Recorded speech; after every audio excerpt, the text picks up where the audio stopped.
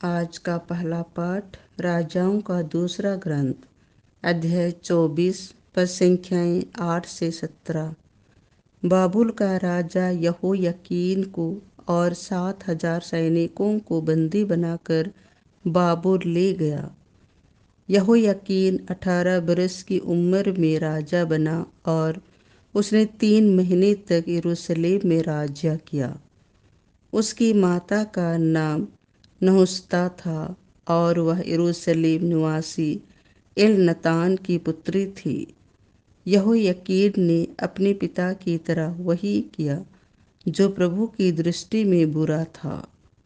उस समय बाबुल के राजा नबूगदनेस्सर के सेनापतियों ने यरूशलेम पर आक्रमण किया और उसे चारों ओर से घेर लिया।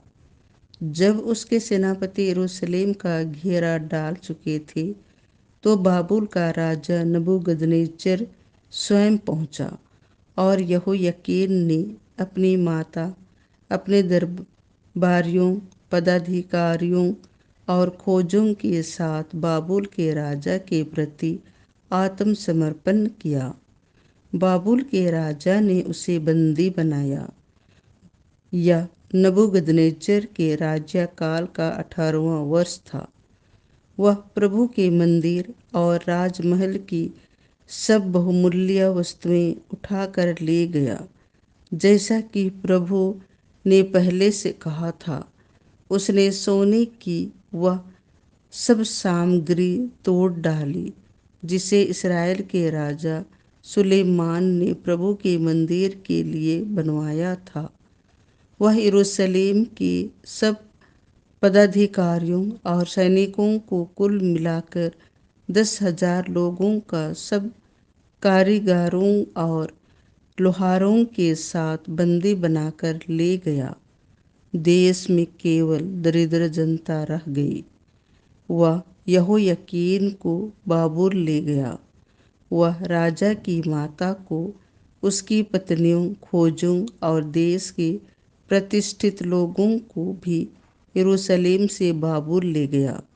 7,000 सैनिक, 1,000 कारीगर और लोहार, जितने भी लोग युद्ध के योग्य थे, सब बाबुल के राजा द्वारा निर्वासित किए गए। बाबुल के राजा ने यहोयाकीन के स्थान पर उसके चाचा मत्तन्याह को राजा के रूप में नियुक्त किया और उसका नाम बदलकर सिदकिय्याह रखा। यह प्रभु की वाणी है।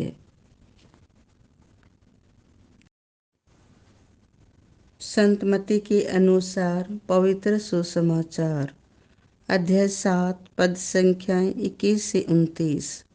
चट्टान पर और बालू पर बनाए घर। प्रभु ने अपने शिष्यों से यह कहा, जो लोग हे प्रभु कह कर मुझे पुकारते हैं, उनमें से सबके सब स्वर्ग राज्य में प्रवेश नहीं करेंगे।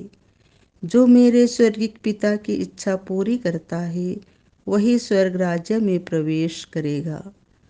उस दिन बहुत से लोग मुझसे कहेंगे, हे प्रभु, क्या हमने आपका नाम लेकर भविष्यवाणी नहीं की? आपका नाम लेकर अपदूतों को नहीं निकाला? आपका नाम लेकर बहुत से चमत्कार नहीं दिखाए? तब मैं उन्हें साफ साफ बता दूंगा, मैंने तुम लोगों को कभी नहीं जाना। रे कुकर्मियों, मुझसे दूर हटो। जो मेरी ये बातें सुनता और उन पर चलता है, वह उस समझदार मनुष्य के सदृश है जिसने चट्टान पर अपना घर बनवाया। पानी बरसा, नदियों में बाढ़ आई, आंधियां चली और उस घर से टकराई, तब भी वह घर नहीं ढहा, क्योंकि उसकी नींव चट्टान पर डाली गई थी।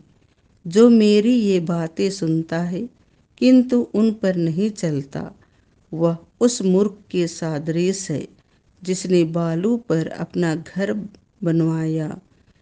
पानी बरसा, नदियों में बाढ़ आई, आंधियां चली और उस घर से टकराई।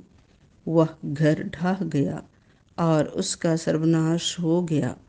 जब यीशु का यह उपदेश समाप्त हुआ तो लोग उनकी शिक्षा पर बड़े अचंभे में पड़ गए, क्योंकि वह उनकी शास्त्रियों की तरह नहीं बल्कि अधिकार के साथ शिक्षा देते थे। यह प्रभु का सुसमाचार है।